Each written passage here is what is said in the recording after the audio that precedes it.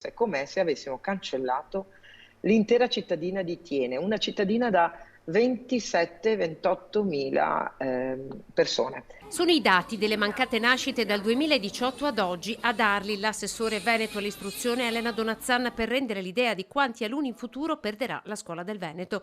Un problema, la denatalità, che ha costretto già per questo nuovo anno i dirigenti scolastici ad accorpare classi, generando le cosiddette pluriclassi. Sono numeri impressionanti. A me vengono i sindaci a chiedere di tenere aperte le scuole e cerchiamo di farlo con l'ufficio scolastico regionale, con il Ministero, questo ragionamento di tenere soprattutto le piccole scuole di montagna, le scuole delle isole minori di Venezia, il mondo della scuola del Polesine. Classi che, pur accorpate tra prima e seconda, non arrivano ai 12 studenti. Sul fronte del corpo docente, la scuola veneta parte con il 30% di organico coperto da supplenze, un dato che ricalca quello del personale amministrativo.